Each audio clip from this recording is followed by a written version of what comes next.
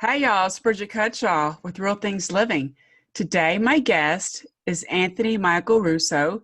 He's based in Dallas, Texas, and he's the founder of Be the Change. And his other company is called Double Down Strategy, which is a speaking business. Anthony, can you say hi and introduce yourself? Hello, everybody. Thanks again, Bridget, for having me on here. So I've got Be the Change, which is essentially a positivity network, and it's all about finding a way of spreading the concept of taking action in your life, taking action in the things that you believe in. And then personally, my speaking topic is based off of the double down strategy, which is what I call the way that I look at motivation and business, which is essentially doubling down on the things that you believe in. So find a way to overcome failure by doubling down, and that's essentially my speaking business. And then Be the Change has been around for about 4 years. Well, that's really cool. I think that's good that you're trying to spread some positivity because I think we certainly need it. And do you know what prompted you to start your Be the Change? Was some kind of thing that happened in your life to want to go do that? Yeah, Be the Change was started in 2016 based off of the police shooting actually in Dallas, Texas. Okay. So with that police shooting there, I realized that there was just this gap of things in our country, in our world. We tend to scream about the things we want change and we don't take action. So in 2016, there was the police shooting where police officers were protecting against people protesting against the police, Oh, and wow. 5 of them were killed. Oh, wow. And it was there, and I looked at it, I go, I feel like there's such a disconnect in our society on how to take action. And I just was like, jumping on social media, complaining about our president, our policies, and all these things isn't going to actually create change. Marching down a street at one point is no longer going to create change when we have the power to actually be the change we want to see. Volunteer in those programs, go and Right. actually reach out in those communities. So that's actually how Be the Change was formed in 2016. That's really cool. And it definitely is not just motivating, but inspirational too, because you're actually doing what you're saying, right? You're trying to be the change. And I totally agree with people just complain a lot, but then they don't do anything. And all that does, the complaining just causes more negativity to be spewed out there. And I think that's kind of social media has changed a little bit, well, a lot actually. In the beginning, it was a little bit more positive, but people found a way to make it more negative. And so I have found myself staying away from it more, you Yeah, know? And but when I do put things out there, I'm like you, I try to make it positive, right? yeah, which is The great. right, it's so important. And the two things I can think of that I was trying to be the change was help with like the American Cancer Society, because my background, I've had cancer several times. Right. So I wanted to make sure as being a not just a health advocate, but a patient advocate. But that's what I've done. There's so much screwy things out there for you won't believe the stuff that happens just in the healthcare system.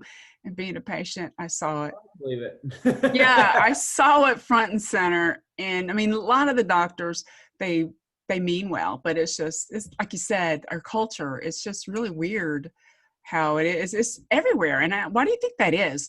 Do you think it's because we're in bubbles? Is that the right word? Or I don't know. I mean, the medical field is most interesting. It's like, literally the medical field go, you need this right here. I'm going to dangle it. Okay. I need you to yes. take a left. I need you to take a right. I need you to go around the big circle. I need you to jump up and down and then come back here. And then maybe we'll give you this, but we're probably going to say no the first time. We're going to have you turn all the way around and come back. Right. It's mind boggling. I think the reason we are in this bubble is because our systems have failed us, and social media is the place that we yell about those systems that have failed us. And that's not a commentary towards left, right, middle, center. Right. It's Right. just over 200 and whatever 40 50 years that we're at in this country, we've stacked. It's like, best way to look at it is like a computer. When you get new computers, you keep transferring your information to the Ah, next computer, the next, and all the corrupted files keep getting added each time. So as we've grown our country, we've still continued to take on all those corrupted files, and here and there we chop them off. But in the end, we've gotten to this point where we're at such a high level of humanity and information can be spread so quickly that now we're at risk of all of those issues creating even more problems. So it's almost like we need a full breakdown of the system, in my opinion. Need a reboot. We need a full reboot. We need to flush the system. Right. We need to flush it. Right. You need to, right. It's just so weird. And I, like I said, I'm naturally positive, and I don't know why I am that way. And maybe because of some of the hardships, maybe it's because of the people I was around growing up who raised me. That has a lot to do with it, maybe. And I think I grew, I'm not in Dallas, but I live in Georgia, Atlanta, and I grew up in Columbus, Georgia. There's a lot of bad stuff, Yeah. and that, so I saw that. I mean, I'm a white woman, but I still seen it and have empathy only because maybe not enough, but my mother's French, right? And she raised me in the South. Can you imagine? I was just teased a lot. Yeah. And then they found out I was part Vietnamese, and I was teased about that. And I think it's just, maybe that's what kids do if you are different, but they're learning it from home, from their, you know what I'm saying? They're learning that. And I think that's why I probably am more calm and try to be careful about how I react, because of how certain things happen in the past and to me. And then it's just so crazy. And I'm glad you're trying to do something about Be the Change. Have you partnered with other companies or? Yeah. So we have some work with our partnerships are with 2 charities. One is Regular Hero. Okay. And one is Streetlights Unity Movement. Both are the charities that we're working with. And, it's funny, we talk about, moving past the hashtags, like moving past the political hashtags, yet my company name is #BeTheChange. Gets your attention. Right, gets your attention.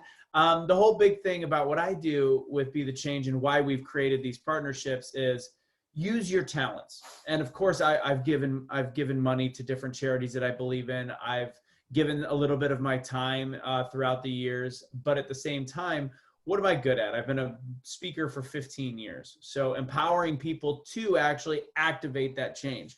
So again, it's such a weird dichotomy, because I talk about stop yelling, go do, but at the same time, I'm kind of doing a lot of talking, but I'm also creating systems for empowerment. And that's what Streetlights Unity Movement is. Okay. Yeah. So Streetlights Unity Movement is, it's started by Cashley Kelly, who went viral earlier this year, and he wanted to do these kind of big, grandiose ideas into creating a charity that would have supported him as a youth. He was a gangbanger. He was poor. He had single parent home, drug addicted parents, all these things. So actually having an effect on that part of the community. And the way we're starting is by creating Facebook groups. Like, how can you, without mass funding, what do you do? So we're actually creating these Facebook groups that can empower the members of the group to help each other. So we have them in all 50 states. Right now they're filled. We actually have admins in 20. So again, it's a very new charity, but it has the ability where people can go in, say what they are wanting to give.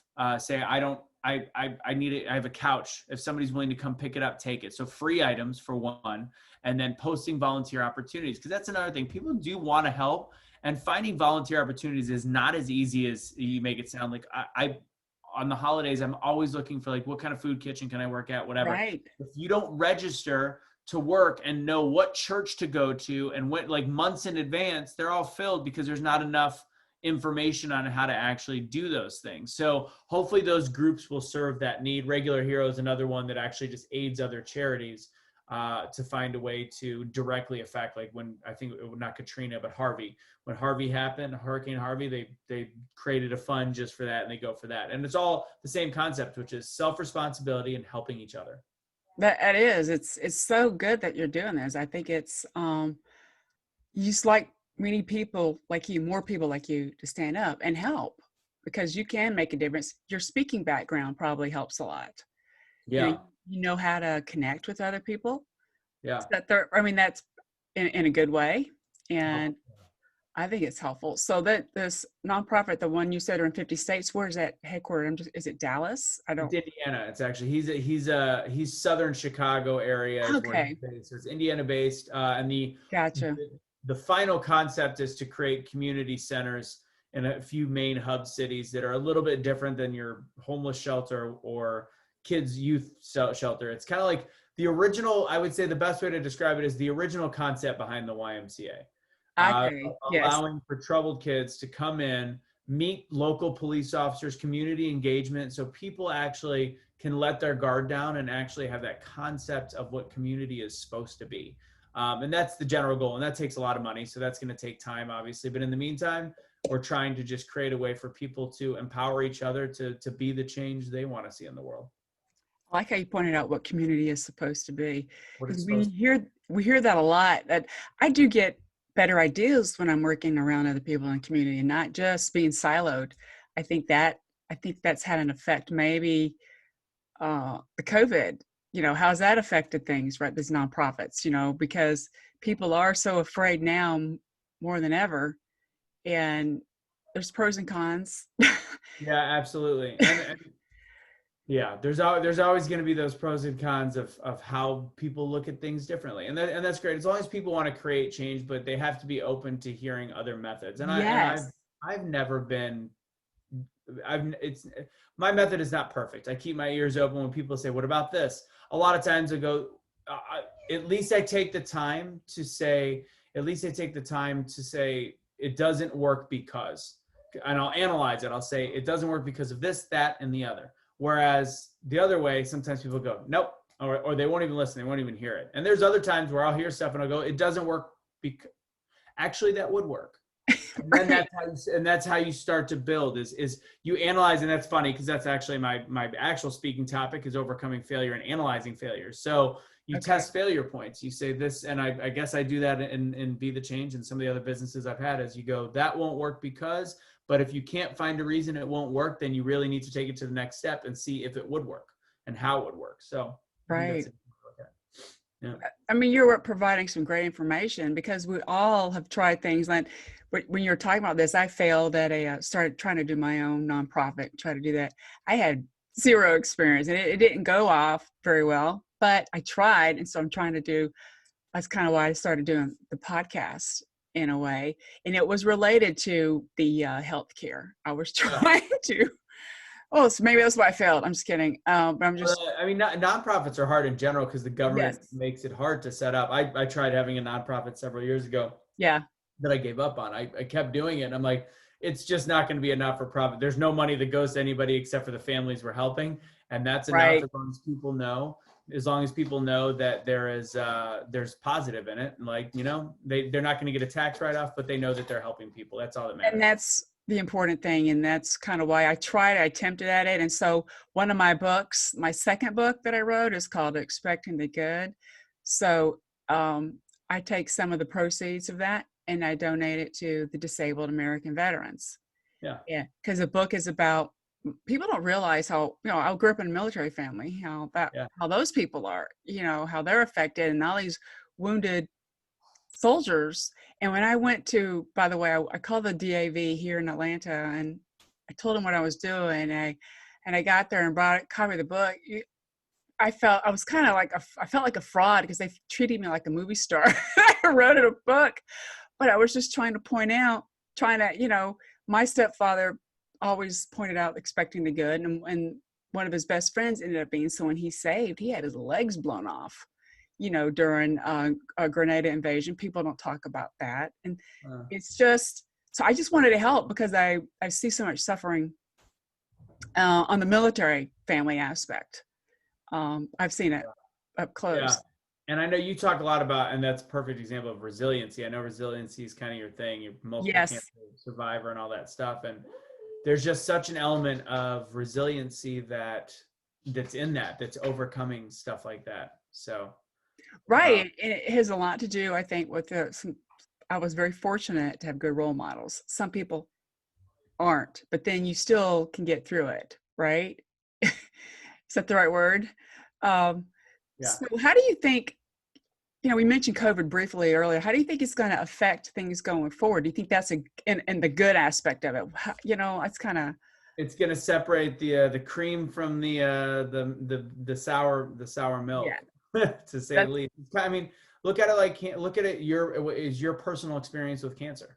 Yes. Is cancer can literally, I mean, it changes lives no matter what, but the people that are able to survive, and sometimes you're not in control of that, but the people that are Right. able to survive in the end they deal with their trauma by thriving, or they deal with it by making excuses for everything and saying, well, you don't know what I've dealt with. It's such a faux pas to throw around the concept of victim mentality, but if we don't look at it, then you're not doing yourself a service. So I'm going to stop saying it's a faux pas, and I'm going to actually just talk about it. But that victim mentality isn't going to get you anywhere. I Yeah, I mean, like that. you can sulk for a period of time because you earned that. You deserve that. Any major trauma and experience you've been through, but at one point you have to rise up. You have to look inside and find your resiliency and step up no matter what's gone on in your life.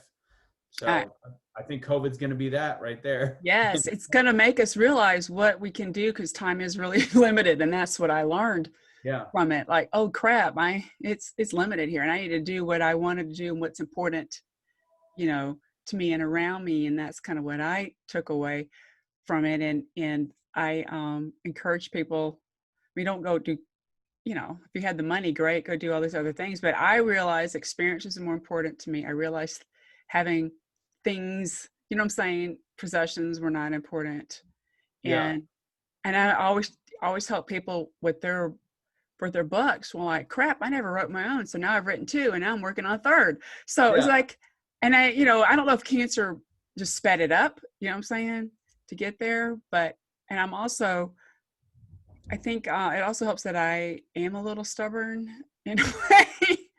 Yeah. I mean, stubbornness is not always a bad thing. You got to be, there's a very delicate balance between stubborn and flexible. Right. I'm flexibly stubborn. No, I'm kidding. There you go. That's a good shirt. Flexibly stubborn. I like Right. that. And my doctors, that's why I wanted to become a patient advocate and health advocate, because people are, like you said, they're fear, and they just take whatever people are telling, what this and that. But I ask a lot of questions. That's just my natural state. And they called me, like, oh God, here goes Bridget. But, I have a lot of respect for the doctors, and they have respect for me, but I ask questions, why this, there, and that. And it's just really helpful to communicate with them. And I looked at all the different aspects. They call me a zebra among horses because I stood out. I like it. Right. And I'm like, at first I was offended, like, what? No, but then I took it as a compliment. And I think it's okay to do that. And I think what you're doing is being a zebra, right? Yeah. I like having the right amount of stripes, Right. And I think it's really helpful, and you're trying to do the right thing and get other people involved and motivate them. I think what Be the Change is. So do you have is it like, also provide, like, I should say apparel, but shirts and things like that? Or Yeah, we've got shirts for stuff between Cash and I. Cash is his slogan is unite, don't fight, be a streetlight. So he grew up in a really rough upbringing, and yet they called him a streetlight when he was a kid. So light in the darkness. So that's kind of the concept behind it. And then, our website with #BeTheChange.com has a shopping area where 20 to 25% of all of our stuff goes back into the charities. So out of every sale. I think that's awesome, because they do need it right now. T-shirts, hats, all that fun stuff. And it's what's interesting about it, and that's actually funny, because in the very beginning, that was my concept, was like, I don't know where I'm going to go with this, but Be the Change is a cool slogan, got the trademark for certain things. Like, this is going to be a big deal somehow. I don't know. Maybe we'll sell clothing. It's definitely a side. It's literally just a very side element, very small element of what we do. But the cool part is the people that have started really buying it and they love their stories, because there's something weird about throwing Be the Change up on your shirt, and it's a conversation starter, or unite, don't fight, or connecting. The whole phrasing. It really does start conversation people, and it incites people to want to be a part of the change, which is very cool. Right. It makes you want to connect with other people who are thinking similarly, even though they're not 100% thinking the same thing, but it helps. To me, it's a motivator. Right. Yeah. People don't know which political side it's on, and it really shouldn't be. Right. I mean, I have my own personal beliefs, but it's really about why should Be the Change be political? It should literally be, hey, be decent and create change. I got a fun story about the clothing, which is totally unrelated to selling it, but this is actually this is kind of when I get into talking about ripple effects and the ability to create change. So the first t-shirt vendor I had was mediocre at best, and they made mistakes. And apparently this is very hard to print on a straight line for them. So we had a bunch of errors that were either too high, too low, too whatever. So I picked out the best of the errors and I gave them to Goodwill. And fast forward a year after I did this, I'm working at the Texas State Fair doing an event for another one of my jobs and our gigs. And apparently somebody told me some guy's wearing one of my shirts. And I was like, he was a shorter Hispanic guy. And I at that point, I'd only sold like 100 shirts. So I knew who had bought the shirts at this point. A little different now. But my ex-girlfriend found him and talked to him like, hey, did you buy that off the website? And he's like, oh no. And he tells this great story. He goes, I was at Goodwill. I just really, really liked the t-shirt. I thought it was cool. It was $1 or whatever it was. And he goes, what's cool is I looked up, because in the tag it had the information. He goes, I looked up that Anthony Michael guy. Kept thinking my middle name was Michael, which is totally fine. Or my last name was Michael. But he kept talking. He goes, and I looked at what he talked about and like creating change and like taking responsibility. And he's like, I live in a really bad part of Dallas and I've got a bunch of kids in my neighborhood. And I started up a Be the Change group where we would legitimately go and find underprivileged, elderly or people that couldn't help themselves. And we would do on Saturdays, mow their lawns, fix their electrical stuff and all these things. And he did it all because he bought a $1 shirt and looked at the messaging and realized, why don't I just do something? And when I heard that, I was at work and I just lost it. I was like, there's a reason. I would have cried. Yeah. Yeah, it was pretty cool. So that was my backstory on the fun stuff. I love it. The shirts. I think it's a great story because you just don't know. And I love, by the way, Goodwill. I think they're really great. I donate a lot of stuff to them as well. But you just don't know. You had some place to put it. You didn't throw it in the garbage. Right. You donated it. And it just motivated someone to be more involved and make a difference in other people's lives. And I think that, I'm just inspired just listening to you. And your I just want to jump to your double down strategy thing. Yeah. Has that been affected much at all? I know you said you're a speaker. I'm sure a lot of it's virtual, right? It's a lot of virtual. Enormously. What's funny is I've been an MC and host for the last 15 years, and I went the backwards route. A lot of people, and I had a successful staffing agency as well, but a lot of people go into having a successful business, talking to about 5 to 10 people in a room, and then growing their business from there. I went from speaking in front of 30,000, 40,000, 50,000 people at these major sporting events. I was a MC for the College World Series and NBA, all these different things. Right. So then I went the other way and I started building the concept of double down strategy, which is based off of my father, who is a compulsive gambler. He passed away about 6 years ago now. He was a compulsive gambler his whole life, but I grew up very poor, and the way that he gambled is something called negative progression, which means you double your bet every time you lose. Right. And that whole concept of staying in the game is huge. Not healthy for the gambling mentality, of course, but it's an interesting way to look at life, which is every time you fail, you double your efforts based on the knowledge that you've just gained. So that's where double down strategy came from. And the way it came was I created Be the Change. I wanted this Be the Change concept, but I didn't know what my actual speaking was. And being able to draw from my father's illness on top of his handicap and on top of his disability, but also his gambling addiction, and realizing there's a positive spin to that. And I never had a gambling issue, but at the same time, I got into day trading. And when I was in between businesses, I'm like, I love math. I love that. And I was pretty good at it, but I would make little mistakes. And then each mistake, I would never make the same mistake twice. But when you're thin on money and you are making thousands of dollars of mistakes in minutes, you start to realize, oh man, I might actually be gambling here. And then one night after I lost the most that I had lost doing a day trade that I could possibly imagine, I was like, all right, this is not what I wanted to do with Be the Change. This is not what I wanted to do with my life. So I went into speaking, or I went into creating that speaking topic. I did a manifesto and I got into it, and it was building. I started getting bookings, and 2020 hit. Oh, wow. So it's like I finally had momentum, and then COVID knocked out the event world. I've been doing a lot of Zoom stuff, but I've navigated over to a lot of streaming. That's why Be the Change has grown and stuff like that. That's good. I mean, it was definitely bad timing on the surface level. Yes. 2021 will be, you're going to pivot and focus on what you need to do next year. But I think I like that backstory. I never thought about day trading as being gambling. I guess in a way, Oh, it is. yeah, it is. And I buy stocks, but I don't do day trading. I think I feel stressed out for some reason. Yeah. When I look at the numbers, and I don't look at my stuff every day, by the way. It's just wait till you lose. Wait till you think about losing on an option trade $7,300 in an hour. oh yeah, I can just imagine. I can Not just good. imagine, right? And And that's a especially lesson, and that's where I realized I could double down again. I wouldn't make the same mistake that I did, which that one was greed. I knew exactly what was my motivation, and that was a failure. But right. I could have never made that mistake again, and I needed to at that point to go all in. If I wanted to go all in on day trading, that would have been it. Get the computer set up, get the high speed internet, get the larger amount of whatever of capital, etc. But I'm like, this isn't what I meant to do.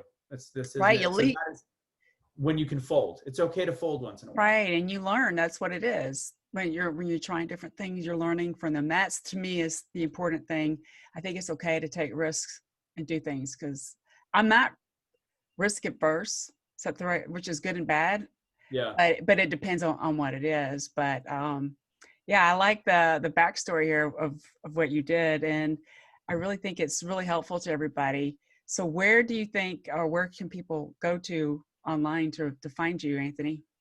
Yeah, you can find me a couple different places. My personal speaking website is doubledownstrategy.com. Pooch just came in, if you're wondering. It's okay.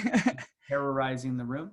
Doubledownstrategy.com. It's got my information on there. Hashtag Be the Change to learn more about that movement, and that should have all the links.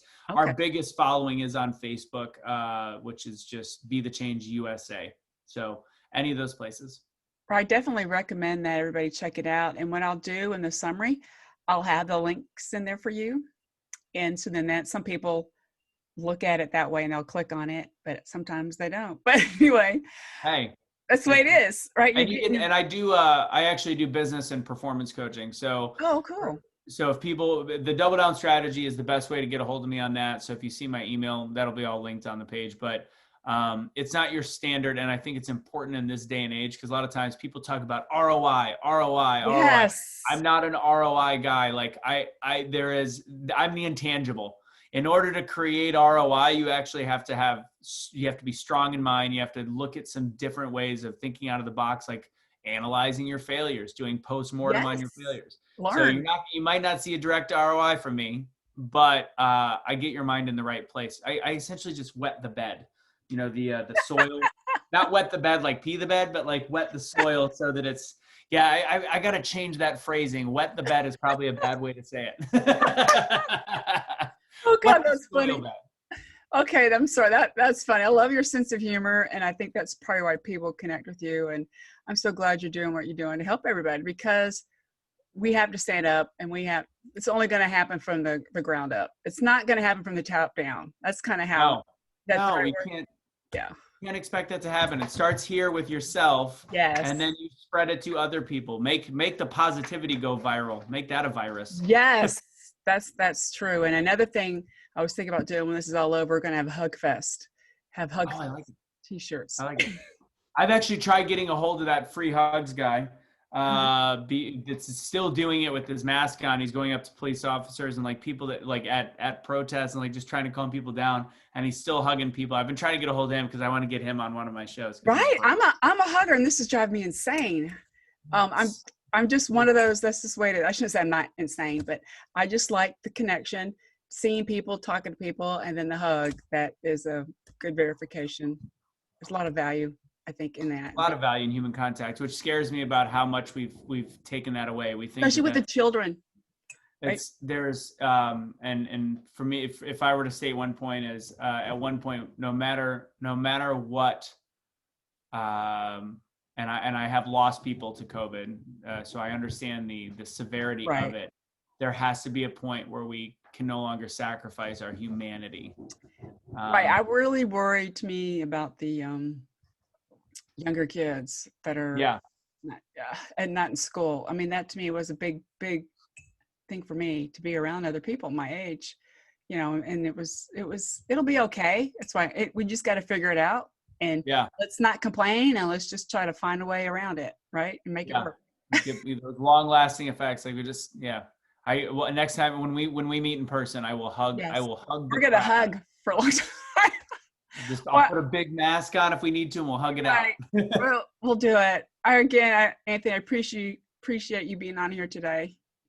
No, thank you for having me. This was a pleasure, and you are also a beacon of resiliency and strength. And I loved your story, so I'm very, very happy to be able to be a part of your show. Thank you again. Take care, everybody.